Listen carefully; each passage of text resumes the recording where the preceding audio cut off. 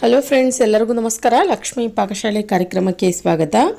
ಇವತ್ತಿನ ದಿನ ನಾನು ಹೂಕೋಸನ್ನ ಮತ್ತು ಎಗ್ಗನ್ನ ಬಳಸಿಬಿಟ್ಟು ತುಂಬ ಟೇಸ್ಟಿಯಾಗಿ ನಾವು ಚಪಾತಿಗೆ, ರೊಟ್ಟಿಗೆಲ್ಲ ರುಚಿಕರವಾಗಿ ಎಗ್ ಬುರ್ಜಿ ಮಾಡ್ಕೊಳ್ಳೋದು ಯಾವ ಥರ ಅಂತ ತೋರಿಸ್ಕೊಡ್ತಾ ಇದ್ದೀನಿ. ತುಂಬ ಚೆನ್ನಾಗಿರುತ್ತೆ ಟೇಸ್ಟ್ ತಿನ್ನೋದಕ್ಕೆ. ಖಂಡಿತ ನೀವು ಕೂಡ ಒಂದ್ಸಲ ಟ್ರೈ ಮಾಡಿ. ಮನೇಲಿ ಹೂಕೋಸು ತಂದಾಗ ಯಾವಾಗಲೂ ಒಂದೇ ಥರ ಪಲ್ಯಗಳು ಮಾಡಿ ಬೇಜಾರಾದಾಗಲೂ ಕೂಡ ಈ ಥರ ಮಾಡಬಹುದು. ತುಂಬ ಚೆನ್ನಾಗಿರುತ್ತೆ. ಬನ್ನಿ, ಹಾಗಿದ್ರೆ ಇದನ್ನು ಮಾಡೋದು ಯಾವ ಥರ ಅಂತ ನೋಡೋಣ. ಮೊದಲೇದಾಗಿ ಗ್ಯಾಸ್ ಆನ್ ಮಾಡ್ಕೊಂಡ್ಬಿಟ್ಟು ಒಂದು ಪಾತ್ರೆಯಲ್ಲಿ ನೀರು ಬಿಸಿ ಮಾಡೋಕ್ಕೆ ಇಟ್ಕೊಳ್ಳಿ. ಸ್ವಲ್ಪ ನೀರು ಚೆನ್ನಾಗಿ ಬಿಸಿ ಆಗ್ತಾ ಇದೆ ಅಂತ ಅಂದಾಗ ಇದಕ್ಕೆ ನಾವು ಹೂಕೋಸು ಹಾಕ್ಕೊಳ್ಳೋಣ. ಹೂಕೋಸನ್ನ ಈ ಥರ ಬಿಡ್ಸ್ ಹಾಕ್ಕೊಂಡಿದ್ದೀನಿ ನಾನಿಲ್ಲಿ.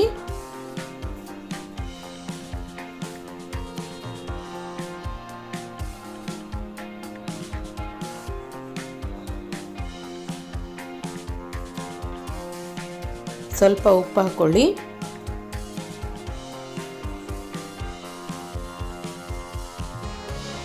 ಉಪ್ಪು ಸೇರಿಸ್ಕೊಂಡ ನಂತರ ನೋಡಿ, ಇದನ್ನ ಇವಾಗ ಒಂದ್ಸಲ ಚೆನ್ನಾಗಿ ಮಿಕ್ಸ್ ಮಾಡ್ಕೊಳ್ಬೇಕು.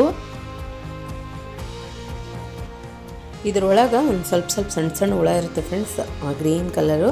ಹಾಗಾಗಿ ಸ್ವಲ್ಪ ಇದನ್ನು ಬಿಸಿನೀರಿನಲ್ಲಿ ಈ ಥರ ಕುದಿಸ್ಬಿಟ್ಟು ತೆಗೆದುಕೊಳ್ಬೇಕು. ತುಂಬ ಕ್ಲೀನಾಗಿ ಕೂಡ ಆಗುತ್ತೆ, ಅದಲ್ಲದೆ ಅದರಲ್ಲಿರೋ ಹುಳುಗಳು ಕೂಡ ಹೊರಟೋಗುತ್ತೆ. ನಂತರ ಅದೇ ಪಾತ್ರೆಗೆ ಇವಾಗ ನೀರು ತೆಗೆದುಕೊಂಡ್ಬಿಟ್ಟು ಎಣ್ಣೆ ಹಾಕ್ಕೊಳ್ಳಿ. ಎಣ್ಣೆ ಚೆನ್ನಾಗಿ ಬಿಸಿ ಆದ ನಂತರ ಇದಕ್ಕೆ ಸ್ವಲ್ಪ ಜೀರಿಗೆ ಮತ್ತು ಸಾಸಿವೆ ಹಾಕ್ಕೊಳ್ಳೋಣ. ಅದಾದ ನಂತರ ಹಸಿಮೆಣ್ಸಿನ್ಕಾಯಿ ಹಾಕ್ಕೊಳ್ಳಿ, ಒಂದು 2-3 ಕಟ್ ಮಾಡ್ಕೊಂಡಿರೋದು.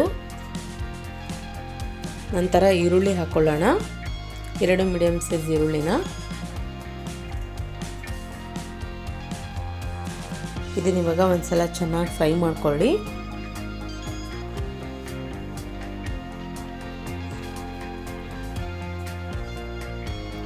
ನಂತರ ಟೊಮೊಟೊ ಹಾಕ್ಕೊಳ್ಬೇಕು. 1 ಮೀಡಿಯಮ್ ಸೈಜ್ ಟೊಮೊಟೊ ಹಾಕ್ಬಿಟ್ಟು ಚೆನ್ನಾಗಿ ಮಿಕ್ಸ್ ಮಾಡ್ಕೊಳ್ಳಿ.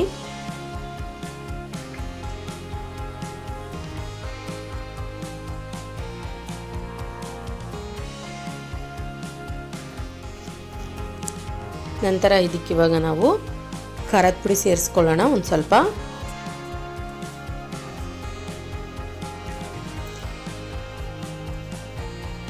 ಗರಂ ಮಸಾಲ ಹಾಕ್ಕೊಳ್ಳಿ.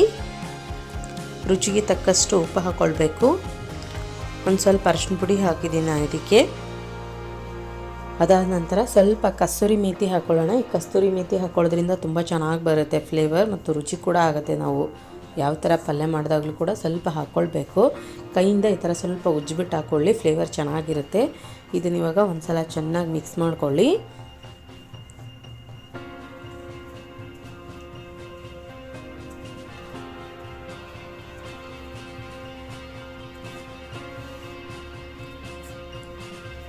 ನಂತರ ಸ್ವಲ್ಪ ನೀರು ಸೇರಿಸ್ಕೊಳ್ಳೋಣ. ಇದಕ್ಕೆ ನೀರು ಹಾಕಿದ ನಂತರ ನೋಡಿ, ಮತ್ತೆ ಒಂದು ಸಲ ಇದನ್ನು ಚೆನ್ನಾಗಿ ಮಿಕ್ಸ್ ಮಾಡ್ಕೊಳ್ಳಿ.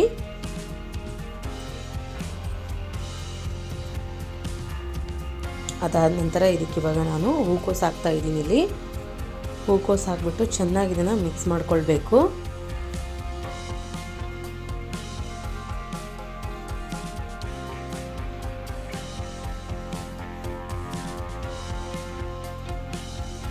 ಆಲ್ರೆಡಿ ಒಂದು ಸ್ವಲ್ಪ ಬೆಂದಿರುತ್ತೆ ಇದು. ಸೊ ಈಗಲೂ ಕೂಡ ಸ್ವಲ್ಪ ನೀರಿನ ಅಂಶ ಇದೆ ಅಲ್ವಾ, ಇನ್ನೂ ಚೆನ್ನಾಗಿ ಬೇಯುತ್ತೆ. ಮೇಲ್ಗಡೆ ಮುಚ್ಚಿಬಿಟ್ಟು ಇದನ್ನು ಸ್ವಲ್ಪ ಬೇಯಿಸ್ಕೊಳ್ಳೋದಕ್ಕೆ ಇಟ್ಬಿಡೋಣ ನಾವು. ಒಂದು 4 ನಿಮಿಷ ಚೆನ್ನಾಗಿ ಬೇಯಲಿ. 4 ನಿಮಿಷಗಳ ನಂತರ ನೋಡಿ ಚೆಕ್ ಮಾಡ್ಕೊಳ್ಳಿ. ಮತ್ತೆ ಒಂದು ಸಲ ಇದನ್ನು ಚೆನ್ನಾಗಿ ಮಿಕ್ಸ್ ಮಾಡ್ಕೊಳ್ಳಿ. ಮಿಕ್ಸ್ ಮಾಡ್ಕೊಂಡ ನಂತರ ಇದಕ್ಕಿವಾಗ ನಾವು ಮೊಟ್ಟೆ ಸೇರಿಸ್ಕೊಳ್ಳೋಣ.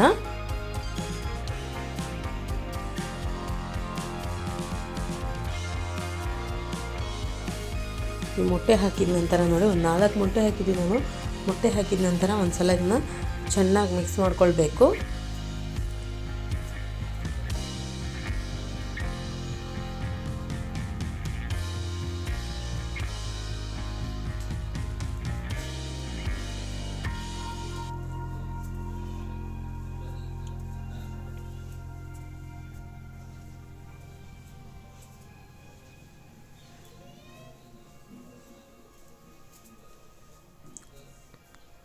ಸ್ವಲ್ಪ ಚೆನ್ನಾಗಿ ಡ್ರೈ ಆಗೋವರೆಗೂ ಫ್ರೈ ಮಾಡ್ಕೊಳ್ಳಿ.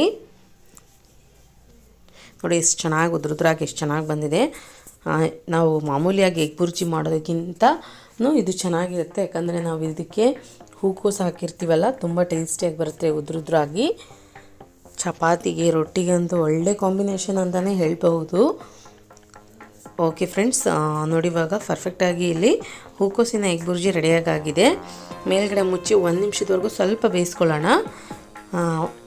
ಪರ್ಫೆಕ್ಟಾಗಿ ಇಲ್ಲಿ ಡ್ರೈ ಆಗಿದೆ. ಕೊನೆಯದಾಗಿ ಸ್ವಲ್ಪ ಕೊತ್ತಂಬರಿ ಸೊಪ್ಪು ಹಾಕ್ಕೊಳ್ಳಿ, ಕ್ಲೀನಾಗಿ ವಾಶ್ ಮಾಡಿ ಕಟ್ ಮಾಡ್ಕೊಂಡ್ಬಿಟ್ಟು. ನೋಡಿದ್ರಲ್ಲ ಯಾವ ರೀತಿಯಾಗಿ ನಾವು ತುಂಬ ಸಿಂಪಲ್ಲಾಗಿ ಟೇಸ್ಟಿಯಾಗಿ ಎಗ್ ಬುರ್ಜಿ ಮಾಡ್ಕೊಳ್ಳೋದಂತ ನಾನು ಮಾಡಿರೋ ಈ ರೆಸಿಪಿ ನಿಮಗೆ ಇಷ್ಟ ಆಗಿದ್ರೆ ಪ್ಲೀಸ್ ಲೈಕ್ ಮಾಡಿ, ಶೇರ್ ಮಾಡಿ, ಕಮೆಂಟ್ ಮಾಡಿ. ಇನ್ನಷ್ಟು ಈಸಿ ರೆಸಿಪೀಸ್ಗಾಗಿ ನಮ್ಮ ಲಕ್ಷ್ಮೀ ಪಾಕಶಾಲೆ ಚಾನಲ್ಗೆ ಸಬ್ಸ್ಕ್ರೈಬ್ ಆಗೋದು ಮಾತ್ರ ಮರಿಬಾರ್ದು. ಮತ್ತೆ ಒಂದು ಇಂಟ್ರೆಸ್ಟಿಂಗ್ ರೆಸಿಪಿಯೊಂದಿಗೆ ಬರ್ತೀನಿ ಮುಂದಿನ ಸಂಚಿಕೆಯಲ್ಲಿ. Keep watching. Thank you. Bye.